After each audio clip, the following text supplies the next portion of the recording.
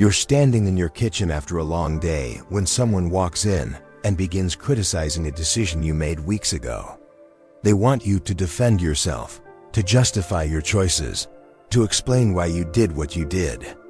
Your chest tightens. Part of you wants to fight back, to make them understand, to prove you were right. But here's what most people never realize. The moment you begin explaining yourself to someone who has already decided not to respect you, you've already lost. Not the argument, but something far more valuable, your peace. The Stoics understood that dignity isn't found in winning debates with people who don't value your perspective. It's found in knowing when to speak and when to withdraw your energy entirely.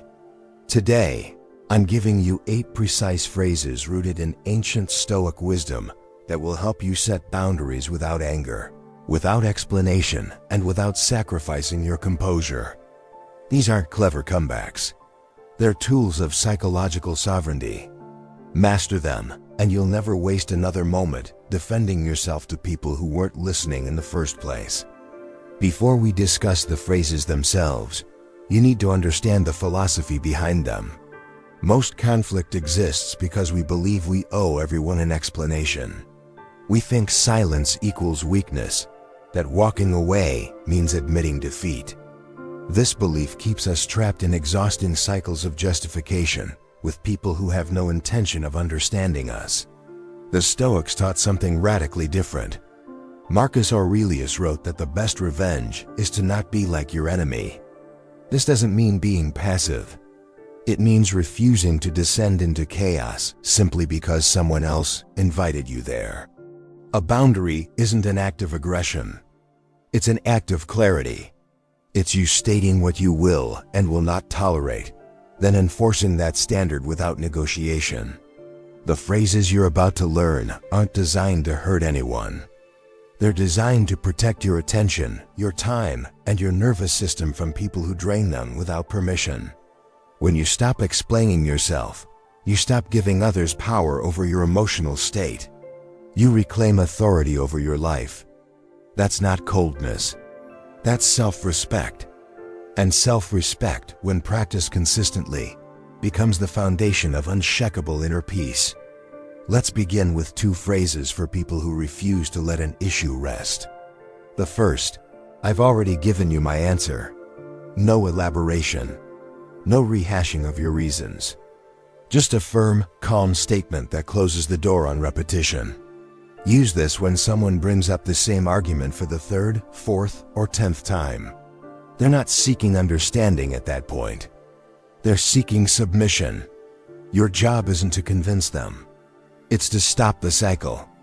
The second phrase, this isn't up for discussion. Reserved for non-negotiable boundaries. Your health decisions, your finances, how you raise your children, how you spend your weekends. These are areas where other people's opinions, no matter how loud, hold no authority over your choices. When your family pressures you to attend an event that compromises your peace, you don't owe them a dissertation on why. When a colleague repeatedly questions your work process, despite your results speaking for themselves, you don't owe them a defense. Epictetus taught that we cannot control what others think of us, only how we respond. These phrases are your response, controlled, definitive, and rooted in self-possession. The discomfort you feel when you first use them is normal. You've been conditioned to please, to explain, to soften your boundaries until they disappear. But discomfort is the price of reclaiming your authority. Pay it willingly. Now we address people who use you as an emotional dumping ground. The third phrase, I'm not the right person for this conversation. This is for those who unload their chaos onto you without permission, then expect you to carry their emotional weight. Notice the phrasing. You're not saying they're wrong for feeling what they feel. You're simply stating that you're not available to process it for them. This protects your energy without attacking theirs. The fourth phrase, I don't engage when emotions are this high. This one is critical. Some people don't want resolution. They want an audience for their rage. They want to pull you into their storm and watch you lose control alongside them. Refuse the invitation. When someone raises their voice, when accusations fly, when reason leaves the room, you leave too. Not out of fear, but out of respect for your own nervous system. Your body doesn't know the difference between a real threat and a verbal attack. Both trigger the same stress response, flooding your system with cortisol and adrenaline. Over time, this wears you down, clouds your thinking, and erodes your health. The Stoics called this living in accordance with nature. Part of that means protecting yourself from unnecessary harm. You wouldn't stand in a burning building just because someone demanded you stay. Why stand in a conversation that's designed to destroy your peace? These phrases give you permission to leave without guilt. Next, we handle pointless conversations and character attacks. The fifth phrase: I'm not interested in debating this. Some people thrive on argument. They don't care about truth or understanding. They care about the thrill of intellectual combat, and they want you as their sparring partner. Decline. You are not obligated to defend obvious truths to people who reject them for sport. You are not required to justify your perspective to those who have already dismissed it. Silence in these moments is not weakness. It's wisdom. The sixth phrase: I don't respond to disrespect. This is your line in the sand for personal attacks. When someone stops engaging with your ideas and starts attacking your character, the conversation is over. Not paused, over. People who resort to insults have abandoned reason. They're hoping to provoke you into responding emotionally so they can claim you're irrational. Seneca warned against this tactic 2,000 years ago. He wrote that anger is a brief madness, and those who bait you into it control you. Don't give them that power. When someone calls you names, questions your integrity, or tries to humiliate you, your only response should be withdrawal. Not because you're weak, but because your self-respect isn't negotiable. The moment you argue with someone who has shown they don't respect you, you disrespect yourself. These phrases protect that boundary. Use them without hesitation. Finally, we address people who want escalation, not resolution. The seventh phrase: I'm not doing this with you. Simple, direct, final. This is for those who keep pushing, who keep poking, who keep trying to drag you into conflict even after you've disengaged. They're not confused about your boundary. They're testing it. They want to see if you'll break, if you'll eventually give in and engage on their terms. Don't.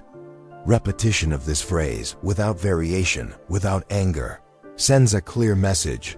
Your boundary is not a starting point for negotiation. It's the end of the conversation. The eighth phrase: you can respect my decision or we can end this conversation. This is your final boundary. It gives the other person a choice, but it also makes clear that continuing to disrespect you is not one of the options. Notice the structure. You're not threatening. You're stating a consequence. If they choose to keep pushing, they're choosing the outcome.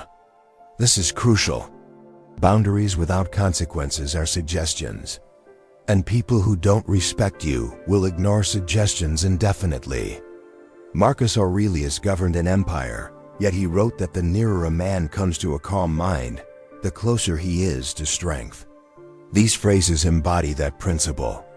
They allow you to stand firm without losing your composure, to protect yourself without becoming what you're protecting yourself from. The Stoics didn't teach detachment from life. They taught detachment from the need to control how others perceive you. Every time you explain yourself to someone who's already decided not to understand, you reinforce the belief that their approval matters more than your peace. It doesn't. These 8 phrases are more than words. They're declarations of your sovereignty over your own emotional state. They remind you that you are not required to attend every argument you're invited to, that your energy is finite and precious, and that protecting it is not selfish, but necessary. The goal isn't to win. It's to remain calm while others lose themselves in chaos. It's to walk away from pointless battles with your dignity intact. This is the essence of Stoic strength, not the ability to endure conflict, but the wisdom to avoid it when it serves no purpose. Practice these phrases. Enforce your boundaries. Reclaim your peace. Which of these 8 phrases resonates with you most? Drop a number in the comments and tell me why. If this approach to boundaries speaks to something deeper in you, subscribe to Anonymous Achiever. We're building a community of people who value calm over chaos, clarity over conflict, and self-respect over the need to be understood by everyone. Remember, explaining yourself to people who've already decided not to respect you is not communication. It's self-betrayal.